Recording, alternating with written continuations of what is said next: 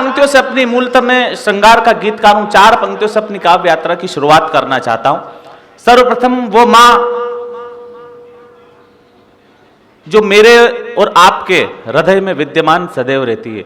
मैं 4 पंक्तियों में, सिर्फ इन 4 पंक्तियों में आपसे तालियों का आशीर्वाद मांगूंगा। इन 4 पंक्तियों में जब मुझे भरपूर आशीर्वाद नहीं मिला तो यकीन मानिए ये 4 पंक्तियां पढ़कर ही अपने स्थान पर बैठ जाऊंगा, क्योंकि मेरे सम्मान में नहीं, आपकी जगत जननी मां जिसने आपको जन्म दिया उसके सम्मान में मैं पढ़ना चाहता हूं। मैं 4 पंक्तियों से अपनी, इसको मंत्र समझ लिए, इसको उच्चारण समझ लीजिए। मैं आपके बीच में कविता को प्रारंभ करना चाहता हूं। स्वागत स्वागत। हर शब्द सिखाया हे मां का, उस शब्द का तुम सम्मान करो।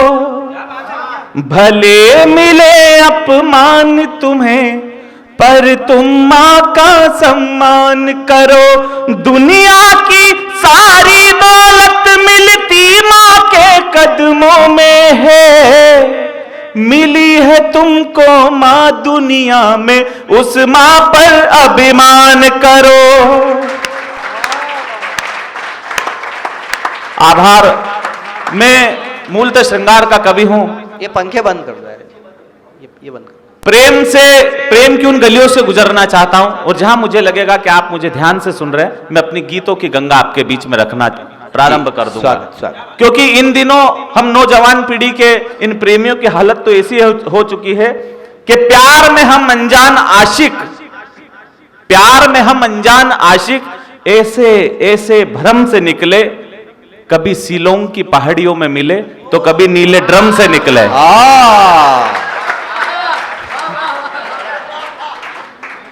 मैं अपने गीतों की 2-2, 4-4 पंक्तियों के मुक्तक से मेरी पीढ़ी के, नौजवान पीढ़ी के दोस्त यहां पर मौजूद है। मैं संतोष पाल जी आपका विशेष धन्यवाद करता हूं कि आपने इस साहित्यिक विजय विजंती को फैलाने का जो कार्य किया। हम कवि परिवार की ओर से आपको साधुवाद देना चाहता हूं, आपको धन्यवाद देना चाहता हूं।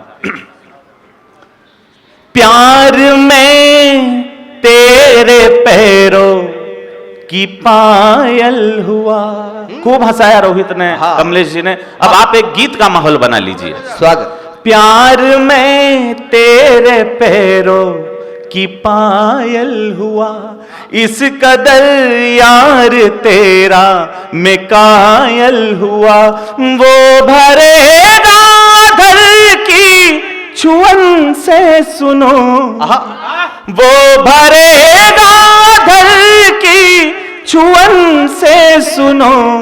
नैनों के वार से दिल जो घायल हुआ, नैनों के वार से दिल जो घायल हुआ। मैं 2-2, 4-4 पंक्तियों के मुक्तक से आपके बीच में पुनः जोड़ने की कोशिश करता हूं कि सुन कोयल ने तौबा कर ली, सदमे में बेचारी है। सुन कर कोयल ने तौबा कर ली, सदमे में बेचारी है। पंचम सुर ने मान लिया है, उस पर चोट करारी है। क्या लिखेगा लिखने वाला, क्या गाए गाने वाला। पायल की झनकार तुम्हारी 7 सुरों पर भारी है। पायल की झनकार तुम्हारी 7 सुरों। प्यार में हम तुम दोनों मिलकर, बड़ा नाजुक सा मुक्तक है, आप समझिएगा। प्यार में हम तुम दोनों मिलकर एक शरारत कर बैठे। मैंने हाथों को चूमा, रुखसार अदावत कर बैठे। खूब रखा नियत पर अपनी काबू बहुत मगर यारा। खूब रखा नियत पर अपनी काबू बहुत मगर यारा। नैनों से जब नैन मिले तो अधर बगावत कर बैठे। नैनों से जब नैन मिले तो अधर बगावत कर बैठे। गीत आपके बीच में पढ़ना चाहता हूं। गीत तो नया पढ़ने का मन था। मेरी छोटी बहन यहां पर बैठी हुई है, मेरे कंवर साहब यहां पर बैठे। सौभाग्य है बहन के सामने भाई को पढ़ना। मैं गीत तो नया पढ़ना चाहता हूं, पर समय की एक अपनी मर्यादा है। एक प्रतिष्ठित गीत जिससे मुझे पहचान मिली, वो गीत आपके बीच में पढ़ना चाहता पढ़ो हूं। भैया पढ़ो। उस गीत की भूमिका यह है, यदि उस भूमिका को ध्यान से सुन लिया, आप पंडित जी हैं, यदि मंत्र पूजा पाठ में यदि संकल्प को ध्यान से सुन लिया तो पूरी पूजा का फल आपको वहीं पर प्राप्त हो जाता है। बस उसी प्रकार इस भूमिका को यदि आपने ध्यान से सुन लिया तो उस गीत की यात्रा को आप यहीं पर तय कर अद्भुत है लेंगे। ये गीत। मैं वो गीत आपके बीच में पढ़ना चाहता हूं। उसके पहले दो मुक्तक और गीत की यात्रा। गीत की भूमिका बस इतनी सी है कि एक बार एक हंस और हंसनी आपस में बात कर रहे थे। इसका हल्को से इको बढ़ा दीजिए। एक बार हंस और हंसनी आपस में बात कर रहे थे। हंस ने कहा कि तू मुझे, हंसनी ने हंस से कहा कि तू मुझे छोड़कर कहीं चला तो नहीं जाएगा। हंसनी ने कहा, हंस ने कहा कि मैं उड़ के चला जाऊं तो तू मुझे पकड़ लेना। हंसनी ने कहा कि मैं तुम्हें पकड़ तो सकती हूं पर तुम्हें पा नहीं सकती। ये बात सुनकर हंस की आंखों में आंसू आ गए। उसने उसी वक्त अपने दोनों पंखों को तोड़ दिया और हंसने से कहा कि अब तो तुझे विश्वास है, अब मैं तुझे छोड़कर कहीं नहीं जाऊंगा। लेकिन दोस्तों, दुर्भाग्य से उसी वक्त एक तेज तूफान आता है। हंसनी हंस से कहती है कि उड़ के कहीं चलते, तो हंस ने कहा कि अब मैं तो नहीं उड़ सकता, तू चाहती है तो उड़ के चली जा। हंसनी उसे हंस को छोड़ करके चली जाती है। जब तूफान थमता है, वो हंसनी वापस वहां पर लौट करके आती, तब तक वो हंस मर चुका होता है। पर वो हंस मरते मरते एक पत्ते की शाख पर लिख जाता है कि शायद तुम मुझसे एक बार भी यह कहती कि मैं तुम्हें छोड़कर नहीं जा सकती तो मैं उस तूफान के आने के पहले नहीं मरता। बस मेरे गीत की भूमिका है, दो मुक्तक से उस गीत की यात्रा तक तय करूंगा। वाह। चांदनी रात में उनको भुलाए बैठे हैं, हाय हाय। हम वफा करके बड़ी चोट खाए बैठे हैं। उनके जीवन में रोशनी हो सोच कर फिर भी, उनके जीवन में रोशनी हो सोच कर फिर भी, अपने हाथों से अपना घर जलाए बैठे हैं। वाह। अपने हाथों से अपना घर जलाए बैठे हैं। गीत आपके बीच में रख रहा हूं। जब मुझे छोड़कर तुम चले जाओगे, जब मुझे छोड़कर तुम चले जाओगे, याद रखना कि खुद को गलत पाओगे। जब मुझे छोड़कर तुम चले जाओगे, याद रखना कि खुद को गलत पाओगे। शोक से जाओ दिल को दुखा कर मेरे, अपनी करनी पे तुम खुद ही पछताओगे। जब मुझे छोड़कर तुम चले जाओगे। बहुत अच्छे। गीत का पहला बंद आपके बीच में रख रहा हूं। वो जो हमसे कहती थी कि प्रेम तो 7 जन्मों का रिश्ता होता है, प्रेम ये होता है, प्रेम वो होता है, जब वही हमें छोड़कर चली जाए, मैं बंद निवेदन करना चाहता हूं। स्वागत। रास्ता प्यार का